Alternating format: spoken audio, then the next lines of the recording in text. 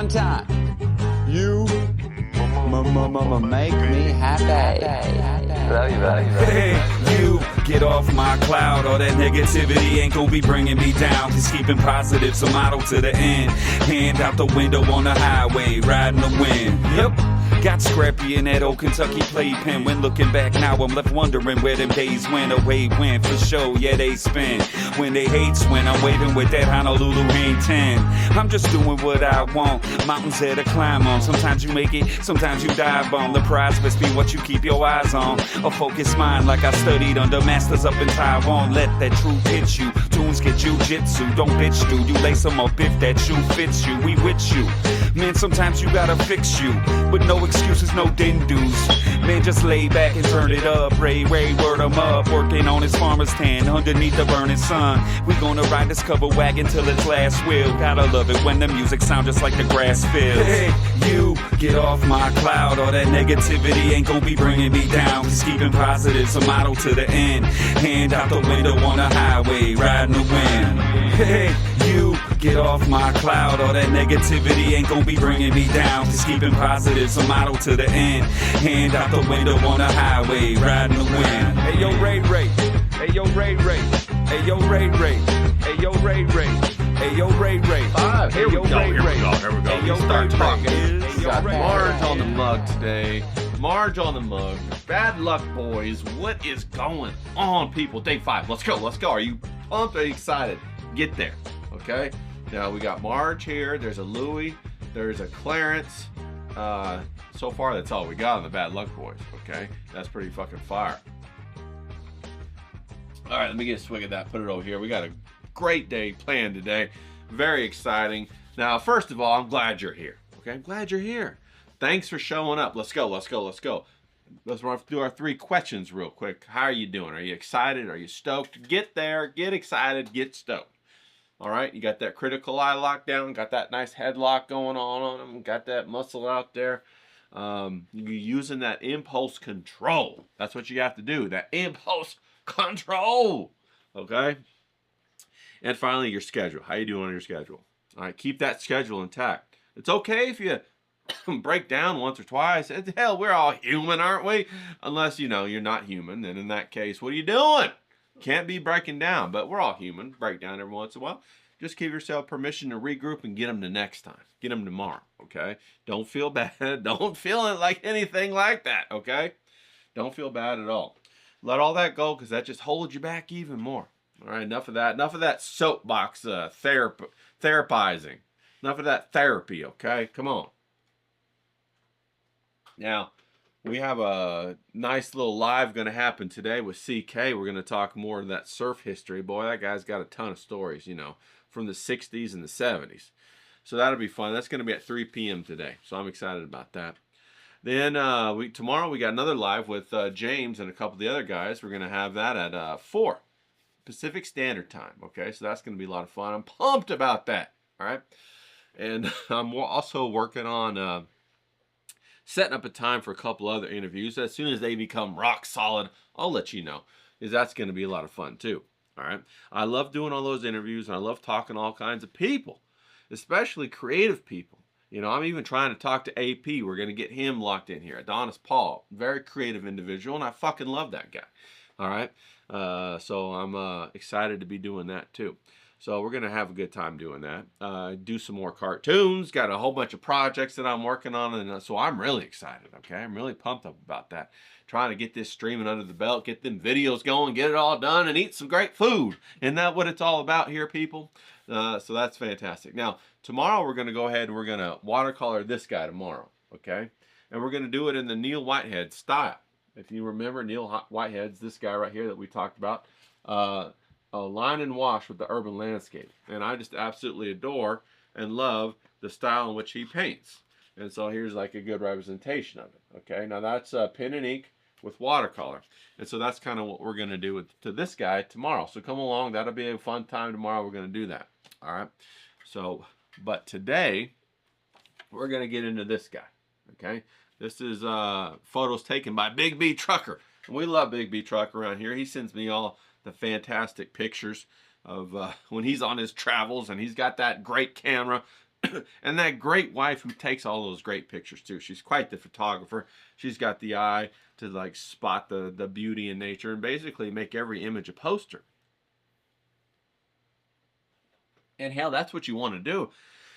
You want every image just to reach down into your soul and pull up that excitement and that, you know, that connection with the source. You know, that's what you want to do. It's a little portal that you slip through and remember what the world's all about, what life's all about, what your experience here on earth is all about. And so today we're going to give these a couple of paints, and I'm going to use my watercolors, and we're going to get into it. And we're going to keep it really simple. And the reason why we're going to keep it really simple is because, you know, one of the sorry, excuse me, I keep coughing. One of the lessons is you always start small. Okay, you always start small and keep the small mechanics going. You start small with the thumbnails. You start small because it allows you to get a large volume of practice in without all the extra work. Get what I'm saying? Think about, yesterday we did 4 of these in about 12 minutes. Okay, now we mastered, you know, all the little lessons involved with that. Today we're going to do about 4 of these in about 15 minutes with the watercolor. Okay, so we just completed 4 paintings in less than a half hour.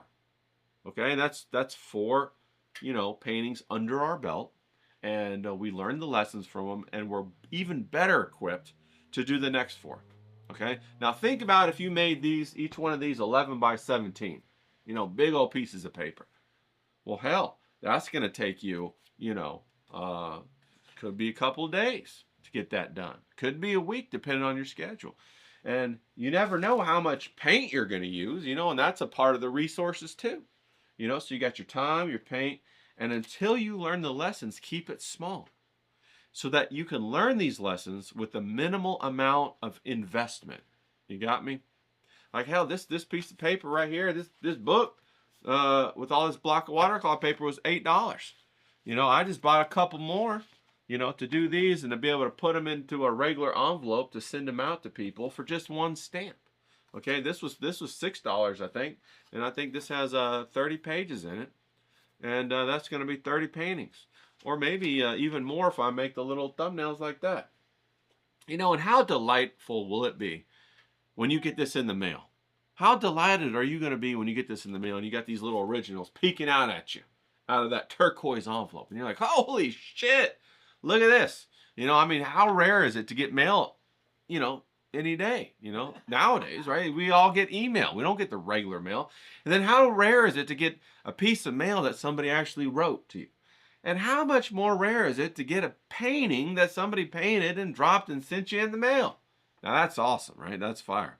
And back in my old gallery days, you know, something like this would have gone maybe like for $200 right there. You know, painted up in a nice little frame, maybe $300 depending on the frame and the size or whatever.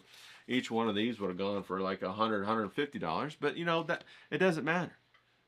What matters is how priceless and how precious it is when you send it to that other person. And I got a little story for you. And I was going to tell you the story the other day, but I forgot because that happens. I forget sometimes. Okay. Now, there was this painter, right? And he lived down by the ocean. And, you know, he lived in a little shack in the rich area, right? And I guess he had lived there from his, you know, his grandfather and passed down generations. And then the whole town, the new, you know, beach little community had built up around him. You know, it's a real nice one, like, you know, like Manhattan Beach or like Santa Monica or Malibu even, right? It's a nice spot. But he still lives in the shack, okay? And one of these days, he gets, this guy comes up to him and he says, I want to commission you to paint me a seagull. And the guy says, okay, I'll paint you a seagull. And he says, how much is the commission going to be? And so the guy says, this is going to be $10,000, right? And the guy's like, oh, wow, $10,000. But he's really wealthy because everybody's really wealthy in this area. So he says, okay, $10,000, no problem. He peels out his wallet, pulls out $10,000 because that's how he rolls, right? $10,000 in cash. Maybe it's even gold coins. I don't know. Or maybe it's a credit card and he swipes it on his stripe and bam, $10,000 into that guy's account. And he says, how long is it going to take you to paint this seagull? And the guy, you know, he's sitting there and he's eating his, you know, hamburger and fries on the pier. They're on the pier when this is happening, by the way. eating his hamburgers and fries, looking out at the seagulls and the pelicans flying by and smelling the water, all that salty water coming up and how good it smells and looking at the day. He says, well, maybe about 2 months. Might take me 2 months. Okay, the guy says, okay, I'll be back here in 2 months to get my painting. And so the guy says, okay. So, you know, month 1 goes by, and then month 2 goes by, and so then the day finally arrives that the wealthy Patreon is going to come and pick up his painting. So he walks out back to the pier, and he sees the painter guy and the artist, and he's sitting there again at the same spot, eating another, you know, hamburger, french fries, and milkshake. And he's sitting there smoking his cigarette. And he walks up to him and he says, well, how you doing? And the guy artist looks up at him like, what? You know, he snuck up on him. What the fuck are you sneaking up on me for? And so the guy goes, how you doing? And the artist goes, I'm doing great. How you doing? And the patron, the rich man says, well, today's 2 months. You got my painting ready? And the artist goes, oh yeah, I forgot. Sorry. And so he sets up his easel. He sets up a blank canvas on the easel. He says, here, order a hamburger and sit down and eat real quick. So the rich man orders himself a hamburger and sits down. The guy had already gotten his paints out, and he's sitting there and he's smoking his cigarette. And he gets his paintbrush and he paints a seagull right then and there. Paints a seagull. The guy finishes his hamburger, the rich guy, and just when he finishes, the artist finishes painting the seagull. And he says, oh, there you go, there's your seagull. And the rich man says, what? That was only like about a half an hour, and you painted that, and I paid you $10,000? What the hell are you thinking? And the artist goes, oh, but you just wanted a seagull. I painted you a seagull. Isn't that seagull great? Yeah, of course it's a great seagull, but it only took you 30 minutes to paint. And he said, well, didn't you want a seagull painted from life? He says, yeah. He says, I thought you said it was going to take you 2 months. And the artist says, well, it did take me 2 months. So the artist says, come with me. So then the rich man grabs his painting. He's in a huff, and he walks over to the artist's shack on the beach. And it's a good sized shack. And he opens the door, and inside the shack, the rich man walks in with the artist. And inside the shack, there's hundreds of paintings of seagulls all over the shack. And what the artist had done was went out and studied and painted seagulls for 2 months. And he ended up painting about 200 to 300 paintings of seagulls to learn how to paint that seagull, to get the colors right, to get everything just right. For 2 months he did this. And the product of all his study and mastery of the seagull was in that one painting in 30 minutes. That's how it's done. That's what art is. That's what it all entails. It's not a product. It's a conversation with the source. It's a conversation with nature. It's a conversation with everything that we try to connect to as human beings. The rich man wasn't paying for that artist's time. He was paying for that artist's connection. You get what I'm saying? He's painting to gain access to that artist's connection that the rich man didn't have. Okay, that's priceless. Whatever price that artist wants to set upon it, it's priceless. We are all striving to achieve that connection in our lives. That's what it's all about. So I thought that was a pretty cool story. And that's kind of what art is like, you know. You sit there and you slave to master this understanding of art. But really what you're not understanding, you're not learning about art, you're learning about yourself. The mastery of art teaches you about yourself, and it teaches you how to communicate or how to commune with the world around us and with the source, how to tap in and connect to the source. And that's what really art is. And that's why, you know, other things like AI or whatever will never be able to replace it. Because how do I replace a conversation that I have with another person with AI? How do I do that?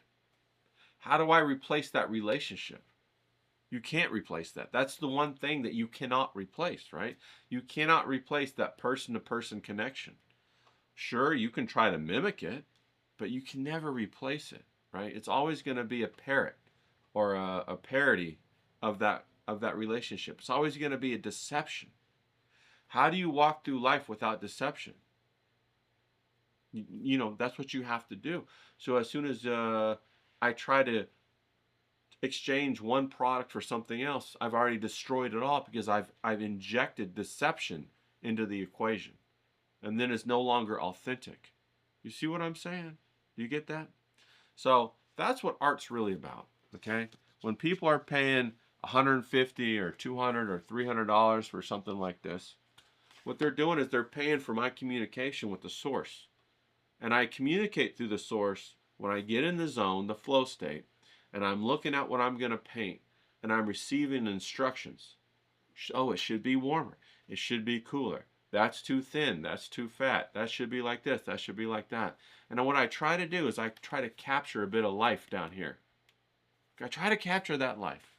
And then I try to pass it on. And when it's successful, that little painting, it stands out amongst all the other paintings in the gallery. And it stands out and it raises its little hand and it stands up all straight. And it says, I'm the only one in here that matters. Come get me. And when the viewer walks into that gallery, their attention is drawn instantaneously, like electricity, like a magnet, like electromagnetic field. I'm putting all these words together in my head. That's why I mumble sometimes. Like an electromagnetic field, it draws it instantaneously to that painting, and you say, that's the one I want. That's why Edward Cortez from the 1800s, Jerome Leloup from earlier in the 1800s, that's why their work is still so powerful today, because they caught that life and they put it on the page. It ain't about how famous or unfamous they are, because none of that social stuff matters. You know, oh wow, this is the guy who knew the king back in the day. Well, I don't give a fuck about that right now when I'm looking at his artwork. Is the artwork good? Did he connect to source? Does it get me excited? That's what I want to know. Is it an authentic representation of what is real and authentic in the world? That's what I want to know. And that's what I'm looking for. And does that electricity come through and get me right here? You know, if it doesn't, then I don't care. It's all sure it's fun to, I can see why he's famous now, because he's capable of painting that seagull in 30 minutes. He's capable of working for 2 months painting that seagull, making that connection, and then bringing it all to bear right there on that canvas or right there on that paper. And that's what it's all about. Okay. Now we're coming up on 16 minutes, so we're going to go ahead and jump down to camera number 2, and we're going to get this thing started. Perfect. Look how good that looks. All right, here we are. We are looking good over here. I'm up in the corner. I got my nice peach shirt on. Now remember, if you need to brush up on anything that we did with the watercolor, go back and watch them watercolor videos. We got a whole section on it. Here's all my watercolor right here. Look how nice that looks, you know. I can hold that up here so you guys can see it. Maybe it's a little too close down here, okay? Now, what I'm going to do is I'm going to get my my little spray bottle. I'm going to wake up my watercolors, okay? You see my spray bottle right here. I'm just going to squirt them off camera over here. Maybe you can hear it. Maybe you can't. I don't know. But we're going to wake them up, okay? Now, if you remember, all of these little paintings are from our buddy Big B Trucker, okay? So we love Big B Trucker. And what I'm going to do is I'm going to go ahead and pull these up real quick on my computer, and I'm going to take a look at them, okay? Now, the first one we got is this desert one, and I should be up on the screen. And what we want to do is we want to take our tape, okay? So remember, we take our tape like so, and we just outline it briefly outline. I guess I can go all the way across, huh? Well, damn it, I didn't make it long enough. Well, I'll tell you what we'll do. We'll cut it in half and do this right here. And this is going to make for a really good presentation. Remember, the presentation is what you want. You want that presentation to be solid, okay? And the difference between somebody thinking that your artwork is worth more or worth less is the presentation. So I know oftentimes as artists we don't really think about that, but you know what? You have to think about it. That's part of your artwork. Think about the presentation. So we're going to go ahead and square this off a little bit. Now we got our little guy ready to go. His paint's good to go. And what we want to do is we want to look at our picture or our scene or whatever it is, and we want to ask ourselves the question: what is the primary color going to be? So I'm looking at this one. I'm seeing the sand, and I'm seeing the sky, and I see the green of the trees, and I see the background rock, which is probably going to be a little purple. So we're just going to go ahead and keep this extremely simple, okay? I'm going to bang in the sky first. I got my ravens outside. I don't know if you can hear them outside, and they're having a good time. And, you know, that's pretty cool. I always love it when the ravens come by. So we're going to go ahead and bang in this right here real quick. And, oh, we got that going. And that's awesome. And let me put a little bit of blue in there. I got a little Corellian blue, and I put a little turquoise in it, okay?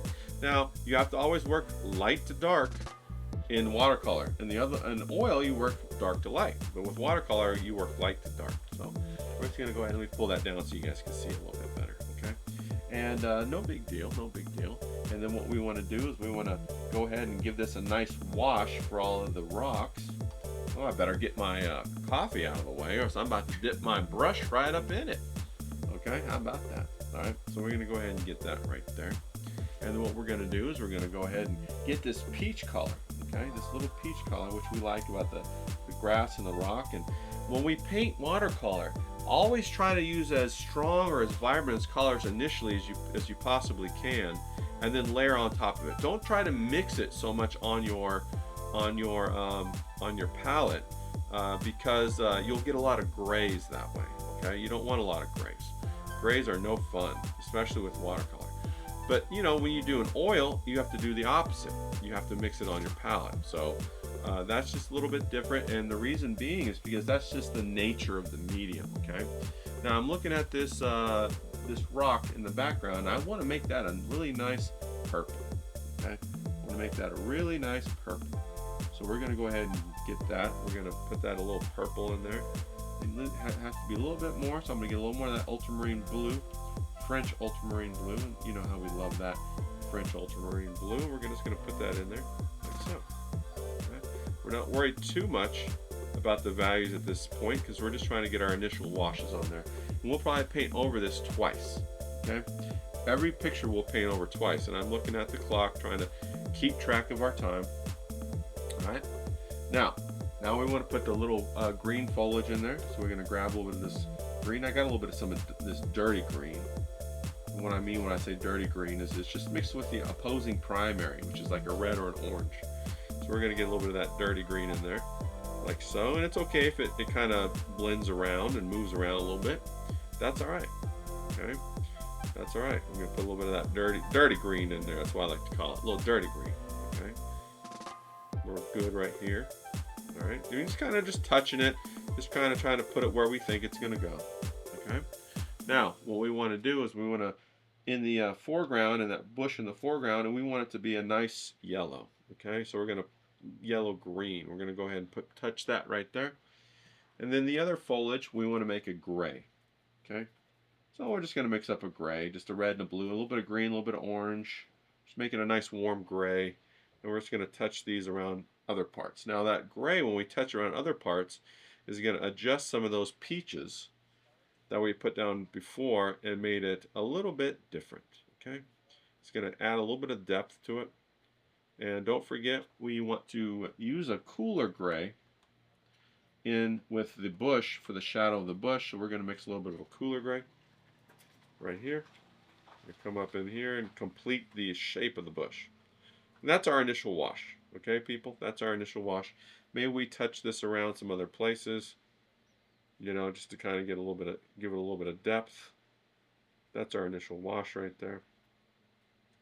And we're happy about that. Okay, so we want to let that dry just a tad bit, and then we're going to come back in and we're going to blast it with our second wash, and then we're going to call it quits. Now notice I have not put the shadow on the rock yet. Okay, and the reason being is because I painted the lights first, and then we're going to come back and put the shadow on second. So I'm going to grab some more of this blue, Corellian blue, and mix a little bit more turquoise in it, maybe. Is that the color we want? Yeah, that's the color we want. And I'm going to come back in here and we're just going to add it like so. Perfect, perfect. You know, we're just going to touch places. Maybe we leave a little cloud in there, here or there. And we're all excited about that. We love that, okay? All right. Now we're going to get a purple. We're going to come back and we're going to do the shadow on our big rock in the background. Okay, so this is going to be a purple. We want to leave some of the spots peeking through. Okay, leave some of the spots peeking through where the sunshine hits the rock. You got me? We're going to leave a couple spots just peeking through. We're going to have a good time doing this. You know, no big deal. We're having fun. We're having fun.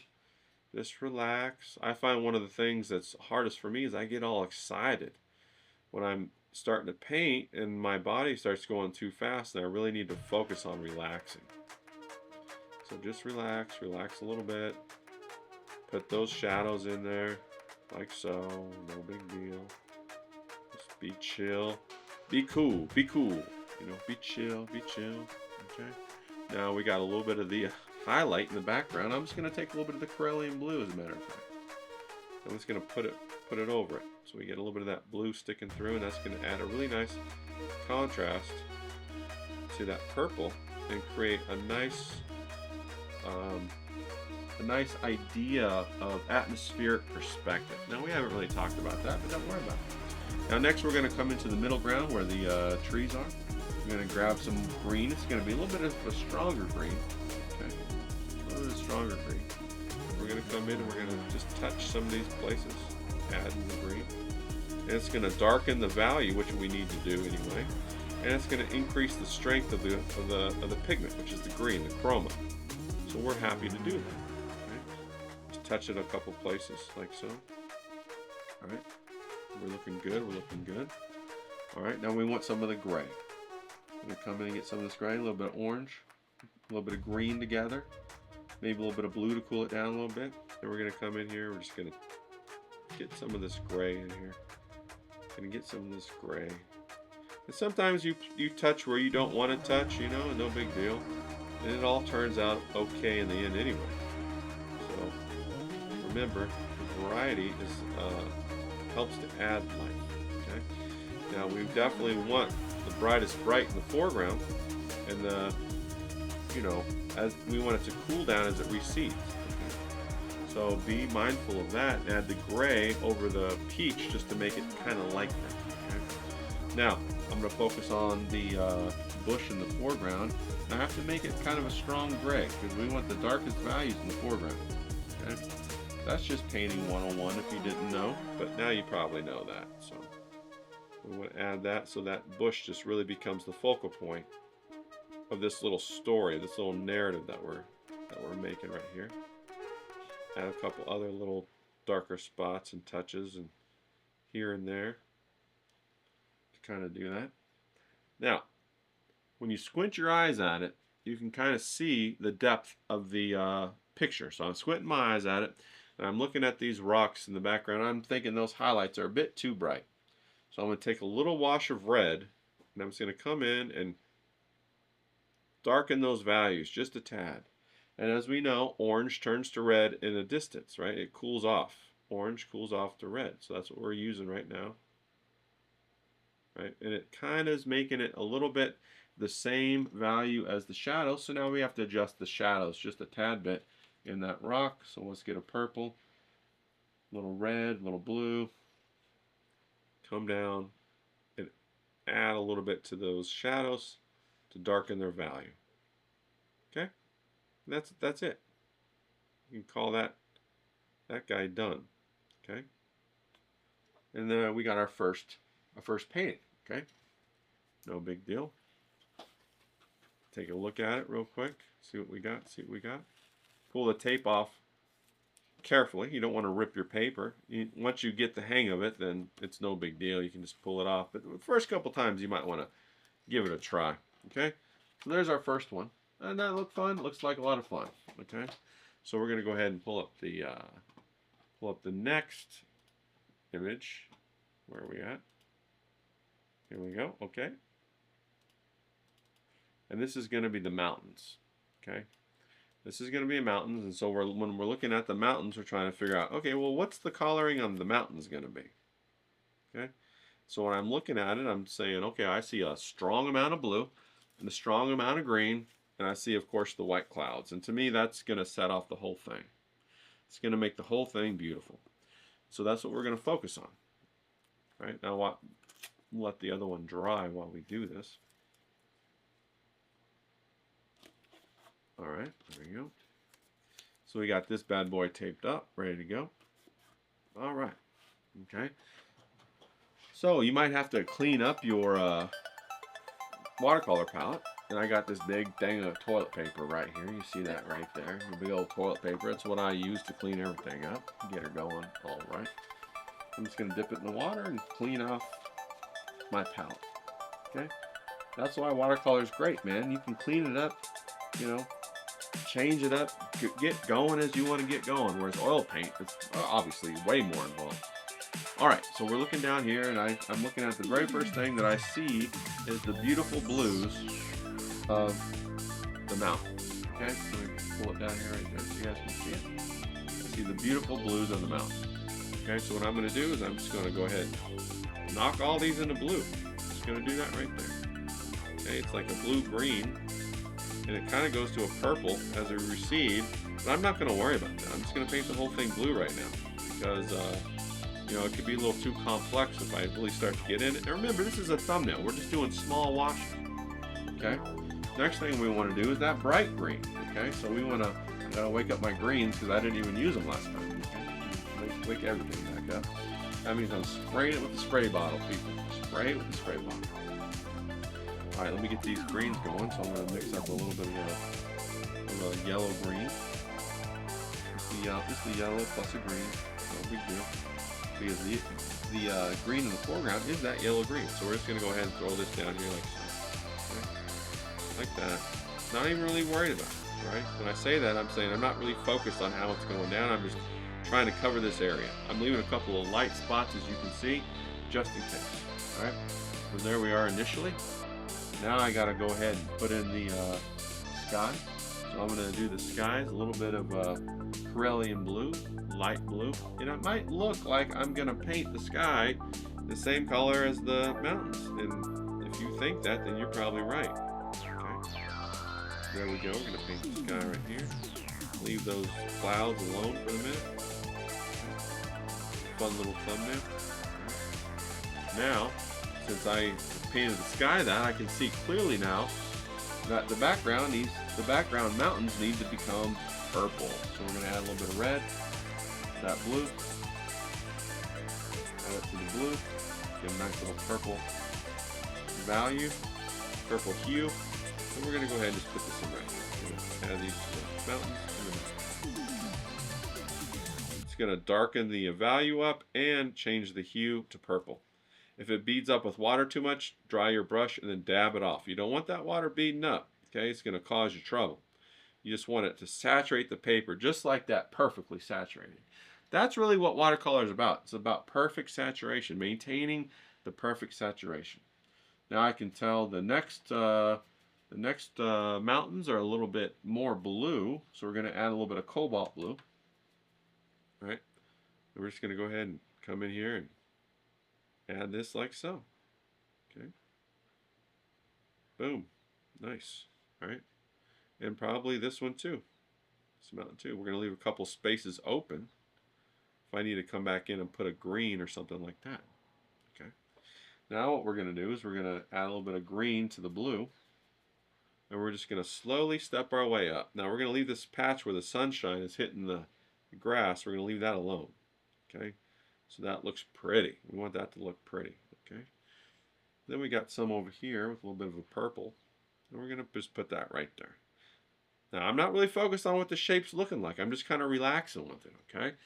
I'm taking it as it goes. All right. Now there's a much stronger green in the foreground. So we're going to mix up the stronger green. Maybe a little bit of yellow. Put a little yellow in there to warm it up. Remember, as it comes closer to you, it's going to be warmer. Warmer means a brighter or a warmer value, like a yellow or something like that. Maybe an orange, depending on how you go. All right, so we're just going to leave it like that. Okay, now we're happy. I look back one more time at the sky. The sky looks like it needs a little bit of help. it looks like it needs a little bit of blue and a little bit of purple in the sky. Okay, so we're just going to mix a little bit of the blue and a little bit of the red. We're going to come back up in here. We're just going to go ahead and dab it up here around the clouds. Okay, like so. No big deal. Now to blend it into the lower part of the clouds, you can get your brush wet, clean it off, and then just kind of run it over it. Now this is just water on my brush that's clean, and I'm just running it over the edge so it kind of moves. There's not that hard edge, you know, it's a soft edge. Now when it dries, it'll be really soft. Okay, now my next pass, I'm looking at it, I'm thinking, okay, this looks pretty good. The purple could stand to be a little bit darker. Remember, if you didn't know this, watercolor dries lighter than when you put it down wet. Okay, so I'm just going to put the top ridge of this mountains a little bit darker. So that's also going to add a little variety. And like I said, variety is going to add life to your painting. Okay, just like that. Now this little light part, I'm going to add some blue-green. Some blue-green right there. To try to, there we go. We're going to leave it, that value though, we're going to try to keep it light so it just kind of blends right in. Okay. And now that I'm looking at it, I'm seeing that maybe this is a little bit too light. So we want to just run a little wash of purple over it. Okay, just like that. Now down here's a little sunshine, a little desaturated. Desaturated means not much color, so it's a little bit of a gray. So I'm going to take a little bit of yellow, mix a little bit of blue into it, and kind of just run it over to try to darken the value up just a tad and knock off the brightness of that ground right there. You don't want that to be super bright, right? Now, I'm looking at the clouds, and I'm thinking there's a gray in there, so I'm gonna take a little bit of red, mix it with a little bit of little bit of blue to make yellow, and then I'm gonna bring a little bit of red, blue to make purple. I'm gonna bring a little bit of yellow into it to make it a gray.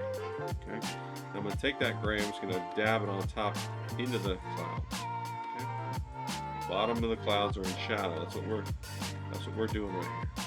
Right, and that's how we got that right there. Now, some of them could be cooler. There's a nice transition, but really for a thumbnail, that might be a little too much, but I'll put it in there just in case. But normally on a thumbnail, we don't worry about the temperature transitions on something the size of an M&M or smaller. You know what I mean? That's a little bit much, but we'll go ahead and put it in there. Okay, so the clouds are the brightest bright. Now, time to paint the flowers, people. So let's go ahead and grab some orange.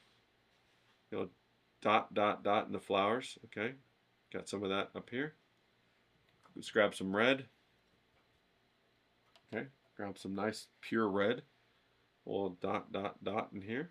Let it mix with some of the oranges to give some little nice variance or, you know, change or whatever. I'll take some yellow perhaps too. Nice strong yellow, and do the dot, dot, dot as well. That's going to give it a little bit of a flavor. That's just that easy, okay? Now the final thing that we're going to do is I can tell that these fir trees down here are a little bit darker. So we want to go ahead and make those dark, those fir trees darker, right here. Okay, so we're just going to go ahead and mix up a darker blue-green. We're just going to put those fir trees in there just like that. Okay, just an indication of the fir trees. All right, now these fir trees up here are blue. Okay, so we have to come back with our blue and change that. Got some fir trees over here. Got the fir trees right there like so. Coming down. Let's go ahead and get that blue going so that we can then call this thing a day. Okay, so we got the blue up here, just a darker blue. These are the fir trees over here. You might not think they're blue, but that's what they are. Okay, put some over here too. I'm just touching, lightly touching. Okay, and there we go. There's our second one for the day. Boom. Got it done right there. No big deal. No big deal. Take those tapes off, and look how good that looks, okay? It's starting to look real professional-like, all right? So we got 2 done. Boom, there's 2 done right there. In a matter of, we're running up on 38 minutes, and so I think I've been doing this, each one's about 5 minutes, okay? So we'll keep going. Get the next one done. This one's out in the desert again. Come down here to the desert. We do love our deserts, okay? And I'll go a little bit faster on this one and let you guys watch. Okay, maybe I won't talk as much. And of course, I just put my finger in the other painting, but hey, that's part of the process, right? Let me go ahead and just dab this off right here. Water now. Now, it's going to change when you're done with the artwork, when it dries. So you might have to come back and adjust it after it dries. Keep that in mind, okay, people? So we're going to use this. We're going to do the sky first on this one right here. We're going to do the sky first. I want to mix up a nice Corellian turquoise. Just so happens that that's what we're using today. We're using a lot of it, aren't we? And that's great. I love that color. No big deal. So I'm going in heavy with this one, okay? We're going faster. And of course, you can be as tight or as loose on these thumbnails as you want, because you're just trying to learn the mechanics. And that's what it's all about. That's what it's important. Okay? I'm looking at that background. We got a little bit of a purple, red, brown a little bit. So all you gotta do is to get that brown, just mix a little bit of orange in it. No big deal. Maybe a little bit more orange in it. Orange is gonna warm it up and turn that purple into a brown. Boom, there we go. Okay. And if you transition halfway through, the paintings love temperature transitions and hue transitions. They absolutely love them. So now I'm going to come in with a wash for the dirt. Okay, mix up a wash for the dirt. A little bit of red, a little bit of brown. Make it as light as possible. Let me cool it off just a tad bit. Come in here.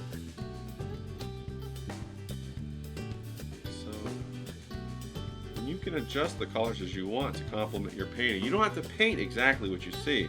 That's part of being an artist. You adjust it, you know, to maximize the impact of your painting. People will be like, what is that? It doesn't look like what you painted. Well, that's not what we're trying to do. We're trying to maximize the impact on this 2-inch by 3-inch little painting that we're making. Okay, that's what we're really trying to do out here. You know, so I don't care if it doesn't look like what I'm painting. What I'm trying to do is, when you walk into the gallery or wherever, I want this guy to sing to you, you know. And sometimes you got to make little adjustments. Maybe the light hit a certain way one day and it didn't hit that way the next day. Well, you remembered how it used to look, and you want it to look like that. Okay? So you go ahead and you paint that anyway. You get what I'm saying, people? That's what you want. I'm painting the Joshua tree.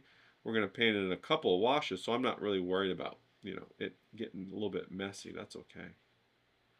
Okay? And remember, the foreground is going to be a little bit warmer, so we're going to add a little bit of yellow, make it pop through like so, make it happy. Okay. Now I'm going to go back and think about painting that that shadow in the background, because the shadow in the background is what's going to make this whole painting work. The shadow on this mountain back here, it's going to make this whole painting look cool. Okay, so I'm going to blast in a really strong blue to make it look like it has a shadow. You got me? All right. Now when you squint your eyes, you can tell that the mountain is a little bit lighter than the sky, and we don't want that. Okay, so we want to darken that up a little bit. So I'm just going to come back in and darken it up just a tad. Okay, so it's a little bit darker than the sky. Okay, that works. Squint your eyes at it. That's your superpower when you are doing your painting. That's your superpower. Keep in mind. So I'm going to take a little bit of this aqua, and I'm going to come back in. I'm going to work on the shadows in the foreground. Okay, I'm just going to go ahead and touch the bottom like so. All right. Now we're going to take a little bit of yellow. We're going to touch some of these tips of the Joshua tree. Okay, so it looks all nice and good like that. All right. And then what I'm going to do is I'm going to take a little bit of gray, make a little bit of gray, and I'm just going to come here and adjust the dirt. In certain parts, I'm just going to touch it. I'm just going to give that variance, you know, that variety of life that we're all looking for. I'm going to cool down the dirt in the background. We're going to paint over this anyway, but some parts are going to peek through. Okay. So now we're going to do something we haven't done before, and we're going to blast in a really heavy dark. So what we have to do is we have to take a look at our painting, like look sideways at it, like pick it up and look sideways. And if you can see the reflection, it's not ready. If you can see the reflection of the water, it's not ready. And if you blast in something heavy when you can still see the reflection of water, it's going to go everywhere. And you're going to be pissed, okay? Because you just ruined your whole painting. So we're going to have to let that dry for a little bit. And what we can do is we can come into the foreground, okay? And we can work on that bush in the foreground, get some warmer grays, and kind of pull it over that green that's going to be popping, and leave it like that. Make that bush nice and have a little bit of a variety in itself. Maybe put a little bit of darks here, a little bit of darks there. Okay, perfect, perfect. And it's already looking really good. Now let's go ahead and take a gray and put it in the clouds, okay? Because we want to go ahead and, remember, it's that purple with a little bit of yellow. We might want to cool it down even more, a little bit more blue. And we're just going to come in and touch the bottom of these clouds, okay? Like so. That's going to give a really good vibe, a really good, it's going to mimic how those clouds look. It's going to feel nice when they're in the sky like that. Alright, so it's looking pretty good, Checking to see. Still not quite ready yet. Let me go ahead and absorb some of that water. Because what we're going to do is we're going to make a really dark purple. So I'm going to take some ultramarine, French ultramarine, and mix it with alizarin crimson. Okay, we're going to get a really dark purple. Okay. Get a nice dark purple. Maybe mix a little bit of yellow into it. Really nice dark purple. A little bit of yellow in there. Clean off your brush. Dab it. Get the water off. So it's only pigment. Okay. And then we're going to come up here. We're going to test it. We're going to touch. Okay, it's ready. We're going to touch it in the area for the tree. Where the tree is, where the Joshua tree is. We're just going to put that in there. Okay. Just going to be really careful. Just, you know, fragile with it. No big deal. We're going to put that in there. Then what we're going to do is we're going to put some other Joshua trees in the midground. Okay? Like so. Now we're just trying to mimic it. We're not actually trying to paint the trees. We're just trying to mimic the vertical lines of the trees. Okay? Because what this is all about, this painting is all about, is the color harmonies. You got me? We're just trying to capture the color harmonies. Like so. Okay? Now maybe we could use some of this black here in a second, and we get a couple sticks maybe. Put it in the foreground. Okay.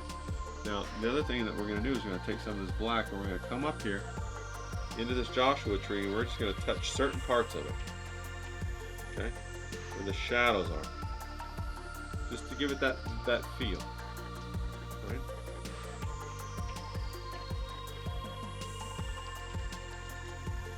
There we go. There's our desert paint. Okay.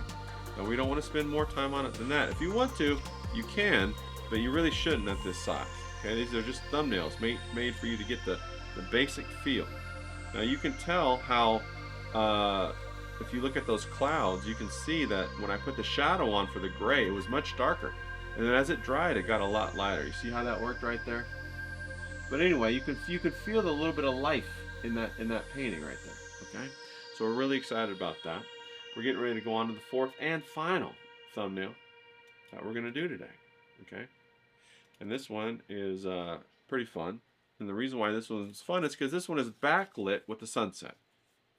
That's going to be really fun to paint.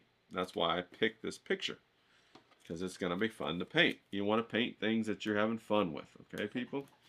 That's important. So what we're going to try to establish first is the power of that sunset.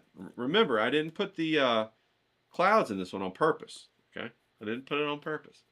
So we're going to have a good time. This one's going to be a little bit more carefree, because we're really, really going to focus on the power of that sunset. It'll probably be the star of the entire show of this page, okay? But that's okay, because you need the supporting characters to make the sunset look even better, okay? Remember, it's that contrast. It's the contrast between the ones with the sunset and the ones without the sunset that make the sunset pop even more, okay? Keep that in mind. If they were all 4 sunsets, then it wouldn't be as special, okay? So what we're going to do is we're going to grab some yellow first. Grab some yellow, all right? And we're just going to go ahead and put this yellow wash down. We're not even going to worry about it, all right? We're going to paint over everything. We're not going to liquid frisk it, nothing. We're just going to paint over it. That's one of the things I don't like to do. If I have to, I'll do liquid frisk it, but I don't like doing things that take a lot of time, you know, for a little bit of a value.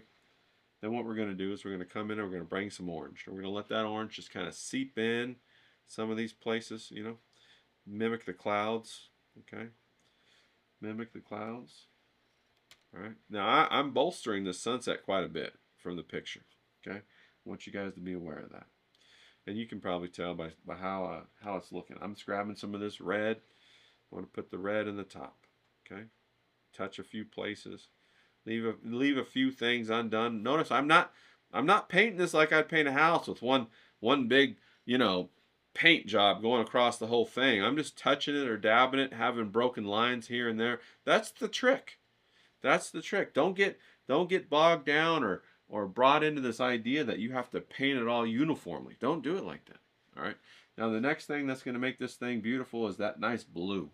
That nice blue that you can see, that is the mountain. So we're going to go ahead and grab some of this blue. We're going to just paint it. Just paint it nice and blue. Okay. Now don't worry, because everything else is going to be darker than this, so it's going to go right on top of it. All right. Now what I'm also going to do, I'm going to have that blue peeking through right there. What I'm also going to do is I'm going to grab a little bit of this ultramarine, French ultramarine blue, and a little bit of that red, a little bit of that ultramarine blue, a little bit of that red, make a little purple, and I'm just going to dab.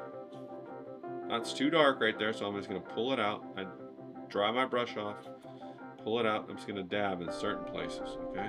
This is going to make for a nice transition, hue transition. It's not really going to change the value very much because it's wet on wet, so it's going to kind of equalize in value. But you'll notice that hue transition, okay? And then what I might do is darken that blue up to really give it a strong pop. I'll take some cobalt blue, mix it with Corellian blue, and then kind of come back in and put it in certain areas to really give it a strong pop of blue, okay? Really strengthen that blue pigment right there. Now, I'm looking at the rest of it, and the only parts that I have to be concerned with is those those cacti in the foreground that are a little bit yellow, and so we'll go ahead and we'll paint those real quick right now, a little turquoise, a little yellow, and just to get their hue down, right here, like so, right here, like so. And everything else is going to be a darker purple. Okay, so we're going to get those down to protect those, right? We're happy with that. Maybe even a little bit right here, a little bit right here. And then everything else is going to be a darker purple. Okay, now we're going to do this in like 2 washes, okay, people? So I'm just making a purple. And I'm going to come in here and I'm just going to blast this entire thing a dark purple. You know, smoke on the water. No, that's deep purple, my bad. Deep purple. Great song. Alright, so we got the dark purple in there. A little of it's peeking through here and there. Remember, we want that variance. You know, that variance is the spice of life, that variation. Okay. We got that. Make sure you get rid of those whites right up against the mountain. Look at your watercolor, make sure it's not going to bleed outside of your lines, and then go ahead and take that purple all the way up into your cactus. Okay, like so. This will be the first wash on the cactus. See how easy it is? It's pretty easy. And when you calm down, it's very simple. Okay. All right. There we go. There we go. We're looking good. We're looking good. Okay. Get rid of the whites in the mid-tone and in the background. So we're looking good right there. Now, we have to add some greenery. Got to make sure that those washes are done. I'm going to come back to the foreground and get a little bit of turquoise, a little bit of purple. I'm going to paint a couple of these pads. I'm going to make it darker. Okay, I'm gonna paint a couple of these pads just to make them pop. Okay, leave some of them turquoise, paint some of them. Now these are my favorite kind of cactus, the pink one, I mean the purple ones that turn turquoise. I love that. Okay, just gonna leave a couple of them like that. All right, now I'm looking at the mid ground and I'm waiting until that sheen from the watercolor goes away because I don't want it to go everywhere. Okay, we're gonna grab more of this green, add a little bit of orange in it, make it a little bit of warmer gray, and we're just gonna come back up in here and we're gonna paint some of this mid ground. Okay, now make sure you manage the wetness on your brush. You don't want a wet brush in the mid ground because it's gonna make a mess. If you find yourself making a mess, you're not managing your the water in your brush well enough. Okay, we're gonna go ahead and pull down these cactuses a little bit like so. Oop, get in there. Sometimes it doesn't want to get in there. The ink does repel the watercolor, the India ink. Okay, I use waterproof India ink. Oh, I think on this one I used Sharpie, but the Sharpie does and the India ink do repel the watercolor, so you got to be aware of that. Sometimes it's good because it keeps it in a nice position, but sometimes it's bad because you want it to, you know, do that wet on wet thing and it doesn't want to do it. Okay, sometimes that you can get kind of upset about that. All right, now we're gonna warm it up with a little bit of alizarin red, and we're just gonna pull this into the foreground. Okay, the dirt. Right, we're gonna knock out some of those whites. We're gonna leave some of the purples poking through, and we're gonna suggest terrain. Okay, everything about painting on a miniature is about the color harmony and about suggesting texture, not actually painting it. Okay, I'm not trying to paint a dirt. I'm not trying to paint a stick. I'm trying to paint what that pattern might look like. Now what I'm going to do is I'm going to grab some turquoise, okay? Now I'm going to come in here and pop the turquoise in with these cacti, okay? And that's going to make a really nice color harmony on these cacti, okay? Of course, I love, love, love the cactus. Cactus are some of my favorite things in the world. I grow a whole bunch of them out in my front yard. Love them, okay? Now we're looking at it and I'm thinking, well, the standing up cactus could stand to be a little bit darker. So we're going to go ahead and get some of this darker turquoise, maybe mix it with some a little lime green action, blue green, make it a little gray. We're just going to go ahead and pull this down like so. Remember, we're just trying to suggest these shapes. They don't have to be perfect and they shouldn't be perfect. The more messy they are when you're doing these thumbnails, the better it's going to look because your imagination is going to make up the rest of it. Now we are coming right up on 56 minutes, so I'm just about done, and we're going to go ahead and put some of this in the mid-ground. I'm going to paint some of these mid-ground guys a little bit. Okay, now one thing I might do, and I think I will do, is take a little bit of this cobalt blue and mix it with turquoise again. The turquoise lightens it up but keeps the pigment intensity. That's why I do that. And we're just going to come back in here. We're going to pop it in here. We're just going to give this some really strong blue. And that blue is just going to tie everything together. Okay? It's going to make it look so nice. Alright? We're going to leave it like that. Okay? And then what we might do is we might take a little bit of that purple, mix it with a little bit of black. The black lets you get values you can't achieve otherwise. So that's why I always use a little bit of black.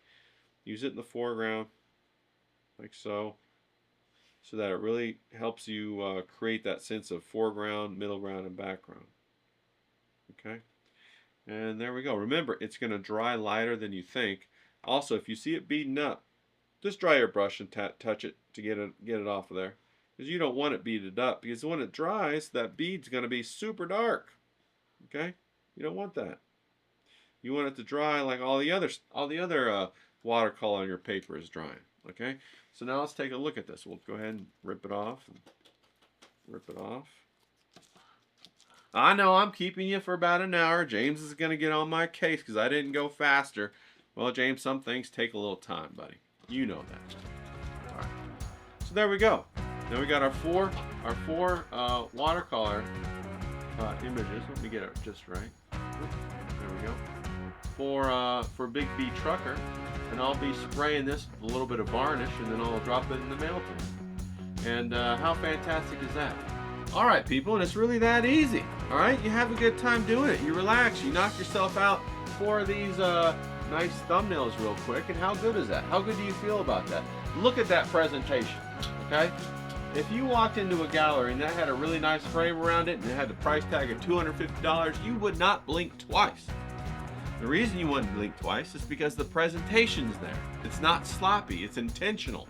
And that helps to reinforce all the other good mechanics and attributes and foundational pieces that we use in the thumbnail that we work on anyway to create quality in our artwork, okay? So as an artist, I want you to consider this. You want to create quality in every aspect of your artwork, from your videos, to your thumbnails, to your presentations, to your tape, to your conversation, okay? So get out there, kick some ass, and make some quality paintings and post them. Tag me in. Let's go, people.